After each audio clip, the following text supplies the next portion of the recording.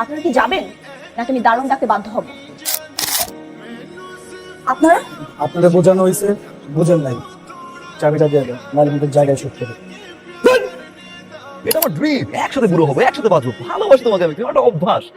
Dream তো, চলো এখনই গিয়ে খুলে দিয়ে আসবো, নো প্রবলেম। সব ঠিক বলেছেন, এই পতিতালয় থেকে উঠে এনেছেন, শ্বশুরের দায়িত্ব, আমার পড়াশোনার দায়িত্ব, সকল দায়িত্ব নিয়েছেন।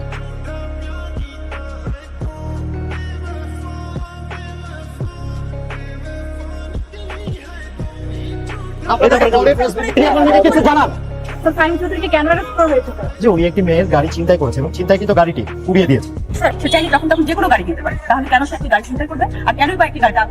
এটা আসলে বলা যাবে আমাদের মূল জিজ্ঞাসাবাদের পর। স্যার, আপনি এই শহরের বিশিষ্ট ব্যবসায়ী আহমেদ চৌধুরী, যেখানে আপনার গাড়ির পিছনে কমপক্ষে 5টি গাড়ি এবং আপনার ছেলের গাড়ির সামনে এবং পিছনে 10টি গাড়ি থাকে, সেখানে এমন কি ঘটনা ঘটলো যার তো মডেলের একটি গাড়ি কেন বা সে ছিনতাই করলো এবং ফাইনালি তাকে আগুন দিল? স্যার, সে কি নেশা করে অথবা মানসিক ভারসাম্য ছিল সে কি তাহলে আপনার হাতে নাগালে বাড়ি চলে যাবে? আপনাদের প্রশ্নের উত্তর যদি আমাকে দিতে হয়, আমাকে বলবার অবকাশ না দিলে তো আমি প্রশ্নের উত্তর দিতে পারবো না, তাই না? এই কাজটি আমার ছেলে কেন করেছে? এতগুলো ইন্ডাস্ট্রি, এতগুলো বিজনেস, একসময় কিছু ছিল না।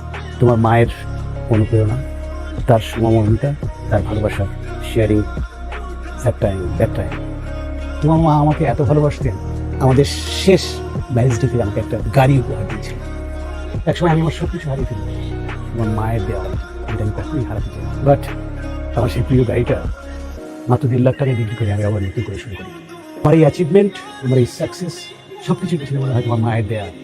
আমার এখন অনেক গাড়ি, অনেক টাকা, অনেক সম্পত্তি, যে সেই গাড়িটা কখনো আর ফিরে দেয়, যেটা আমাকে খুব কষ্ট দেয়। জি, আপনারা? আমরা ফাইন চৌধুরীর লোক। ও, আপনার মনে হয় একটা পুরোনো গাড়ি আছে। প্রকৃত মালিক কে সেটা তো আমি জানি না, তবে এই গাড়িটা আমি আরেকজনের কাছ থেকে কিনেছি। আপনি মনে হয় গাড়িটা সেল করবেন, বিজ্ঞাপনে দিয়েছেন, সেই গাড়িটা আমরা নিতে এসেছি। গাড়িটা বিক্রি হয়ে গেছে। গাড়ি বিক্রি হয়ে গেছে মানে? এই তো 5 মিনিট আগে কার কাছে? একটা মেয়ে নিয়ে গেছে। কোন মেয়ে? আচ্ছা, আর্মি। আপনি কি আননি? আমি আমার কাছে আপনি আজকে মার্সিডিজ ব্র্যান্ডের একটি গাড়ি কিনছেন, গাড়িটি আমাদের লাগবে। এক্সকিউজ মি, লাগবে মানে? এখানে 50 লাখ টাকা আছে। গাড়িটা যদি সেল করবে এটা আপনাকে কে বলেছে? সেল না করার কি আছে? এখানে 50 লাখ টাকা আছে, আপনার গাড়ির 3 গুণ দাম এখানে। দেখুন, আমি লাভ সেল করার জন্য গাড়িটা কিনে দিই। 1 কোটি? আমি বললাম তো আপনাকে গাড়িটা সেল করবো না, আমি গাড়িটা সেল করবো না, আপনি এখানে আসতে পারেন। 1 কোটি? আপনারা কি যাবেন নাকি আমি দারুণ ডাকতে বাধ্য হব? আমরা নিতে পারি, ঠিক আছে। ওনাকে 1.5 কোটি টাকার মতো অফার করছি, সেটা তুমি রাজি না। একটা পর্যায়ে উনি আমাদের খুব ইনসাল্ট করে 1.5 কোটি দিয়েছেন। একটা কথা শুনেছেন, সোজা আঙুলে ঘি না উঠলে আঙুলটা বাঁকা করতে হয়।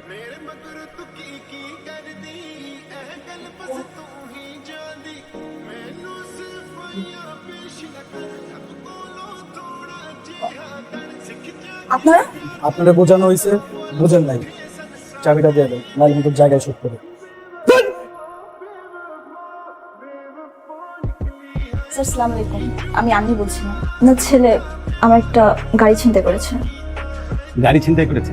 তুমি যেটা বলছো সেটা ভেবে বলছো তো? আমি 100% শিওর। কিছুদিন আগে আমি একটা পুরনো মডেলের মার্সিডিজের গাড়ি কিনি।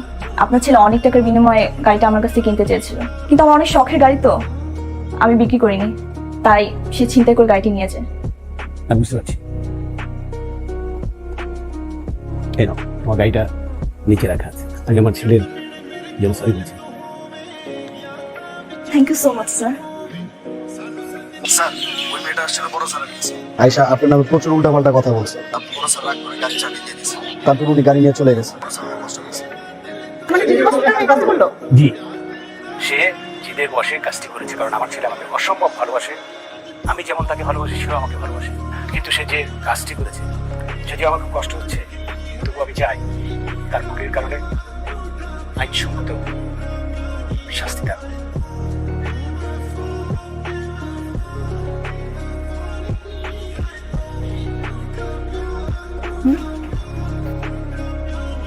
থ্যাঙ্কস বলার কিছু নেই, আপনার বাবার প্রতি শ্রদ্ধার জায়গা থেকে আমি এখানে এসেছি। আপনি আপনার বাবাকে অনেক বেশি ভালোবাসেন আর সেজন্য অন্যায়টা করেছেন, কিন্তু তাই বলে অন্যায় করা কিন্তু আপনার ঠিক হয়নি। স্যার, আসি তাহলে। Thank you. Excuse me. No thanks.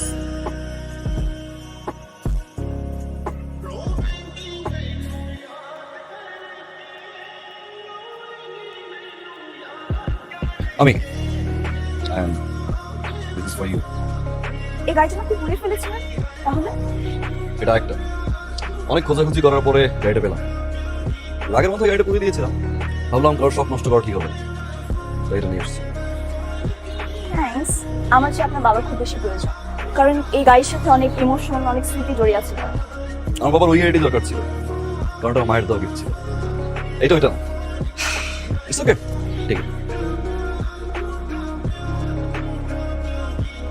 Okay, coffee?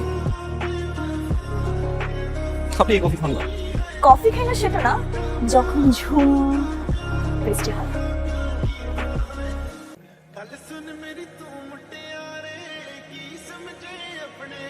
নিশ্চয়ই রোদের মধ্যে আমাকে কফি খাওয়ার অফার করবেন না?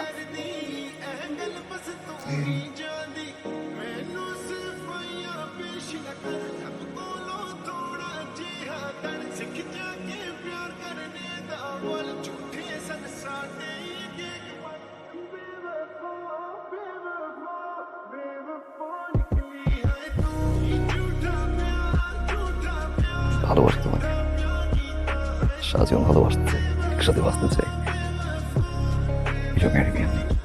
সরি ফাহিম, আমি এঙ্গেজড। বিশিষ্ট রাজনীতিবিদ আমজাদ চৌধুরী আমার ফিয়ান্সি। এটা হচ্ছে আমার engagement ring. So what? Engagement হয়েছে, বিয়ে তো হয় নাই। যখন তোমার এনগেজমেন্ট হয়েছে তখন আমি ছিলাম না, এখন আমি তোমার লাইফে আছি, খুলে ফেললেই হয়ে যাবে, কোনো প্রবলেম নেই। সরি ফাহিম, এটা সম্ভব না। আমার তো সম্ভব না তোমাকে ছাড়া। প্রতিটা সকালে আমি শুরু করছি তোমাকে দিয়ে। এটা আমার ড্রিম, একসাথে বুড়ো হবো, একসাথে বাঁচবো, ভালোবাসি তোমাকে আমি, একটা অভ্যাস। রিং তো চলো এখনই গিয়ে খুলে দিয়ে আসবো, no problem, come on. Fahim, পাগলামি করো না। ফাহিম, এটা সম্ভব না মানে সম্ভব না। তাকে গিয়ে রিকোয়েস্ট করেন, আমার বিশ্বাস আপনি হেরে যাবেন। আর যদি আপনি তাকে রাজি করাতে পারেন, কথা দিচ্ছি আমি এই লাইন থেকে সরে যাব।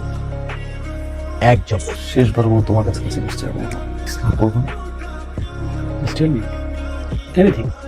আমি একটা মেয়েকে ভালোবাসি বাবা। আমার ছেলে একটা মেয়েকে ভালোবাসে, so it's not a big deal. Engagement is a very serious social commitment. এখানে কোনো কিছু করা ঠিক হবে না। কি বলতেছো বাবা? এনগেজমেন্ট তো কি হয়েছে? তুমি আমার মুখের দিয়ে তাকে একটাবার যাও না, বুঝাও না, আমি হচ্ছে বাঁচবো না। ফোকাস করছি তোমাকে তুমি আমার সন্তান মতো। আমি জানি ও খুব ভালো ছিলিস, আমার ছেলে বলে বলছিলাম তোমার খুবই সুখী রাখবে। আমার এই অনুরোধটুকু তুমি রাখো।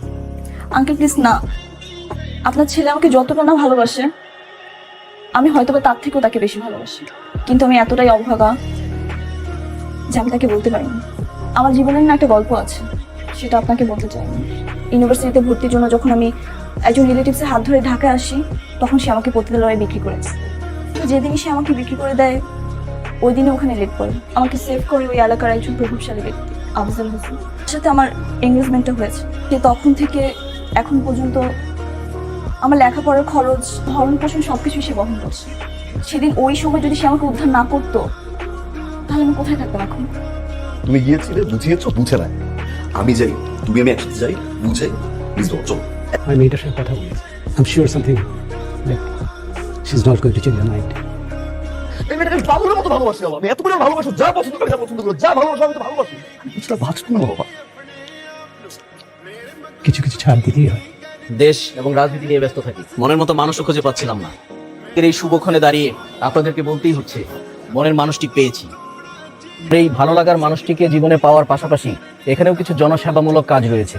আমার হতে যাওয়া সহধর্মিণী, তার জীবনের একটা অন্ধকার অধ্যায় রয়েছে। ইচ্ছা করে নয়, তাই পড়াশোনা করতে এসেছিল তার এক দূর সম্পর্কের আত্মীয়র সাথে। এই মানুষটি তাকে পতিতালয়ে বিক্রি করে দেয়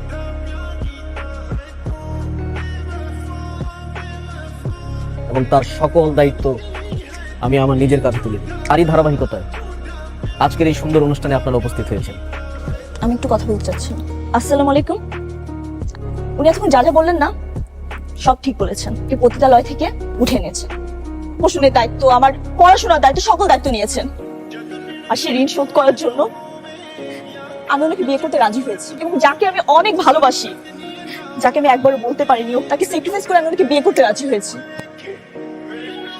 কিন্তু এখন আপনাকে আমি বিয়েটা করবো না, কারণ আমি ওকে যে জায়গা থেকে তুলে এনেছিল না, আজকে সবার সামনে সেই কথাটা তুলে আমাকে আজকে সেই জায়গায় ফেলে দিয়েছে। আপনাকে আমি বিয়ে করতে পারবো না। আমি ওভাবে বলিনি, আমি ম্যাডাম আপনাকে ভালোবাসার কথা চিৎকার করে বলে এটা চলে গেছে বস, কিন্তু সমস্যা একটাই বস, যে বোন ঠিক করে রাখছি সেই গাড়িতে করে কেন চলে গেছে। কোনো মতে যদি ব্রেকটা করে তাহলে তো সব শেষ বস।